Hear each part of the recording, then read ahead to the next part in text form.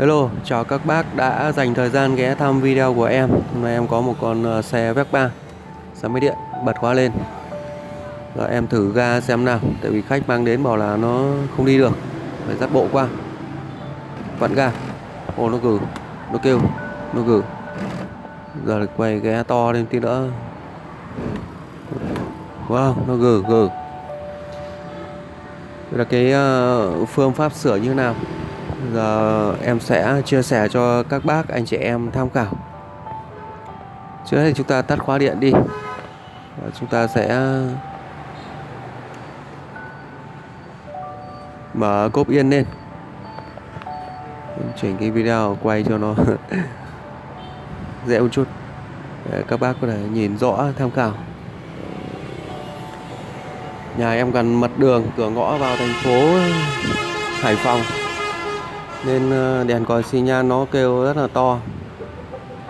Nhưng mà không sao, quan trọng là chúng ta có thể xem hình ảnh và những gì em nói với chị. Ồ, tuột mất cái yên xe, chắc nó mất cái chốt rồi. Trong nó có khi là phải hàn lại cho khách thôi. Trước thì chúng ta dùng cái T10, chúng ta tháo 4 con ốc giữ cái yên xe.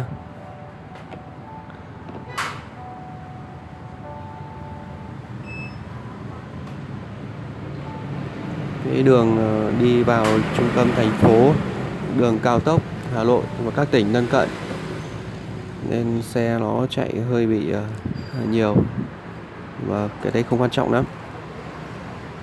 Làm nghề thì nó có cái mặt đường thì làm ăn cũng tốt hơn. Trước hết chúng ta mở cái cốp yên ra và bây giờ chúng ta kiểm tra cái hệ thống IC điều tốc xem nó có vấn đề gì không. Nó có cái đứt cái sợi dây kia, chắc không vấn đề gì. Chuột nó cắn đấy. Giờ thì chúng ta cần phải tháo cái con ốc vít nó giữ cái điều tốc.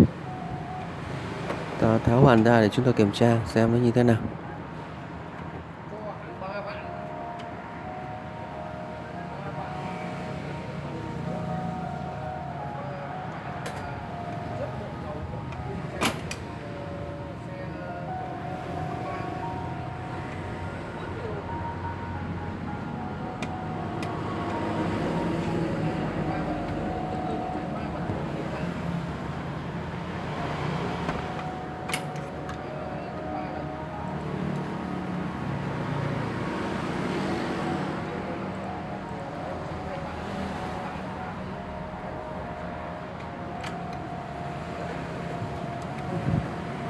Ta dùng cái tô vít chúng ta tháo thôi.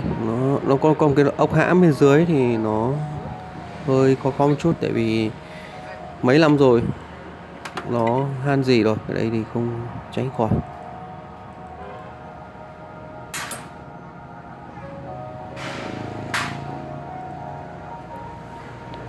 Còn con ốc nữa nó hãm giữ ở đầu bên này, mình sẽ phải tháo. Con này nó hơi kẹt chặt quá, hơi khó. Mình sẽ dùng cái T8 để luồn ở bên dưới để hãm giữ. Hơi chặt. Tháo hắn nó ra, bỏ ra thì sửa chữa nó mới dễ được.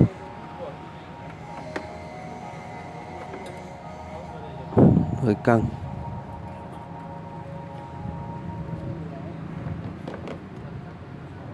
Dây mát động cơ nó vẫn vướng.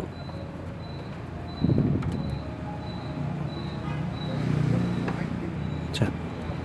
Đừng còn con ốc nữa, mình phải tháo con ốc này ra.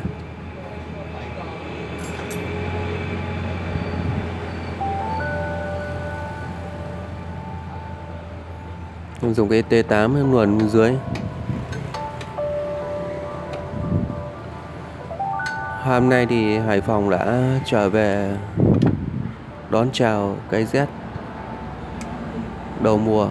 Thời tiết thì cũng se lạnh, nhiệt độ thì khoảng 17 độ C. Nhưng mà khi làm việc thì nó cũng ấm cơ thể.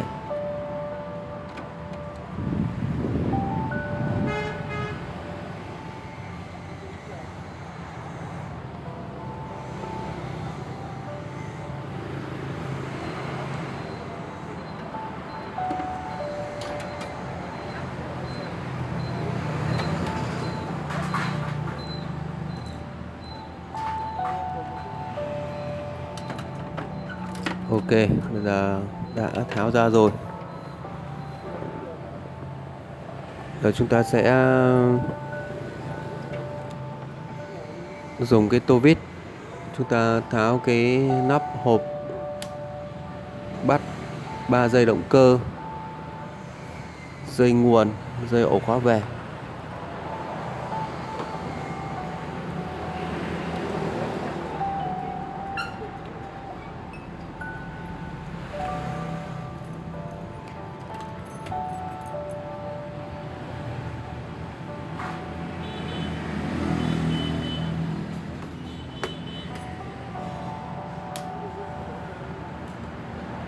Ta dùng cái tô vít, chúng ta tháo cái nắp hộp nắp để bắt dây động cơ, dây nguồn, dây ổ khóa về. Dụng cụ sửa chữa đơn giản thôi.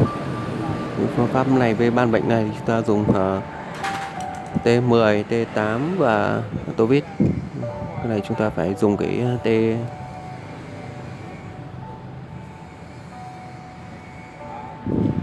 T8 để tháo mấy con ốc này ra. Trước hết chúng ta tháo 3 cái dây động cơ ra.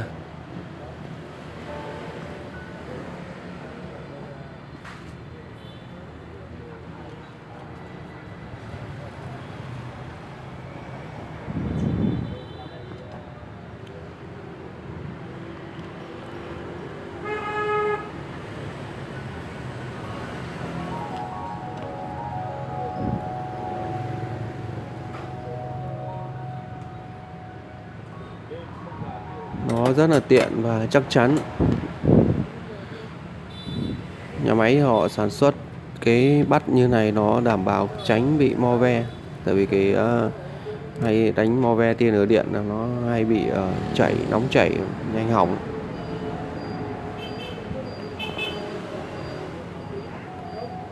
Sau khi tháo 3 dây động cơ ra, bây giờ chúng ta sẽ tháo tiếp dây nguồn, cấp cho điều tốc, rồi ổ khóa về. Cấp cho điều tốc thì chúng ta cần tháo ra.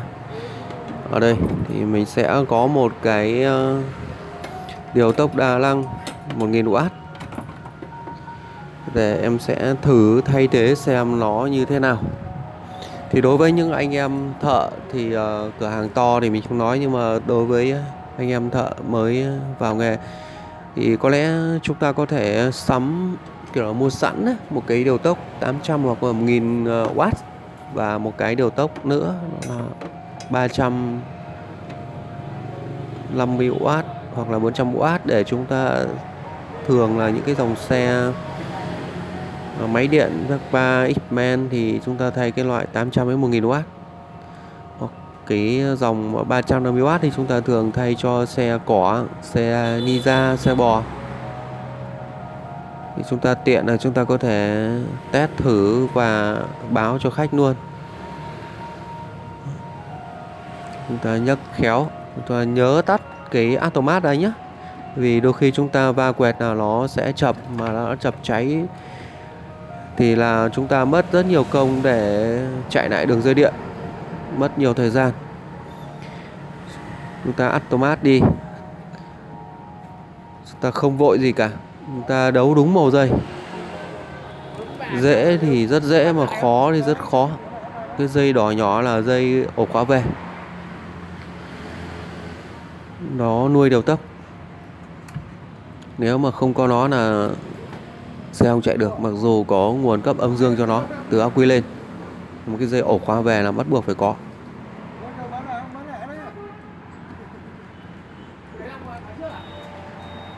Trong một cái video thì tôi đã chia sẻ một cái hệ thống cụ thể, đó là cái sơ đồ mạch điện. Tuy nó đơn giản chân chất thôi, nhưng mà anh em có thể tham khảo video đó để mình có thể biết cái cơ bản những cái gì mà xe điện nó có thể hoạt động được. Đối với cái dòng xe đơn giản như thế này thì chúng ta có thể lắp dây âm dương này, dây ổ khóa về, 3 dây động cơ, dây mắt, 5 dây mắt nhỏ và dây tay ga là xe chạy được rồi. Đó, cái xe này nó đơn giản, trông nó to khủng bố này thôi, nhưng mà hầm hố thôi, nhưng mà thực ra thì nó cũng đơn giản thôi. Xe đời nó cũng ra mấy năm rồi mà nó cũng khỏe. Một con này thì nó 4 bình 48V.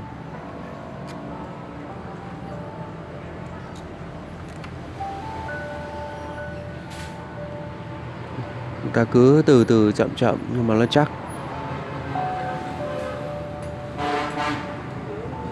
Tại vì ngoài ra thì nó có cái đổi nguồn từ 36 đến 72V ra 12V thì nó cấp cho đèn còi xi nhan. Thì nếu đèn còi xi nhan không có thì chúng ta thay cái, có một video tôi đã chia sẻ là thay cái đổi nguồn từ 36 đến 72V ra 12V thì luôn cấp cho đèn còi xi nhan. Cái đèn còi xi nhan vẫn còn thì tay ga đi ghiếc thì xe GG thì cơ bản là đến 95% hoặc cao hơn nữa, 97-98% đó là nghi điều tốc hỏng. Mà để cụ thể chính xác thì em sẽ thay cái điều tốc mới vào, test thử xem như thế nào. Có một số hiện tượng thì nó cũng có thể là chập cháy mắt động cơ, chết mắt động cơ thì nó cũng gầm gừ.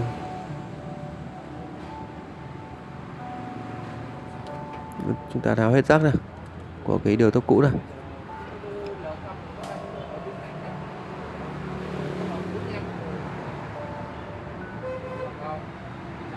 Giờ chúng ta sẽ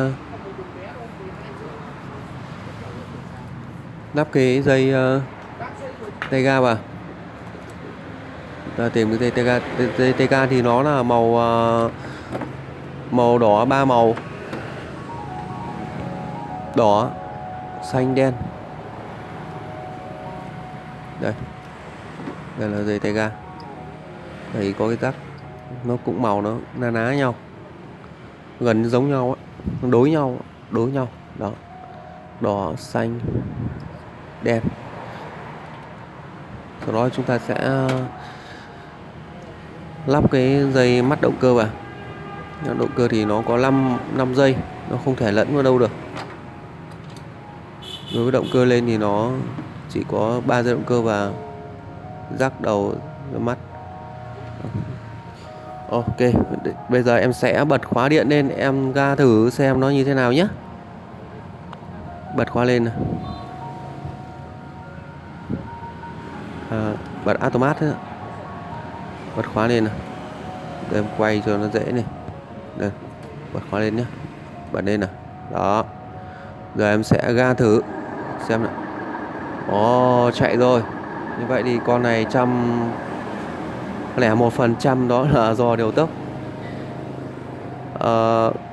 Cái này thì nó bi nó hơi kêu một chút thôi, nhưng mà có lẽ thì tư vấn cho khách sẽ thay bi sau. Cảm ơn anh em đã xem video.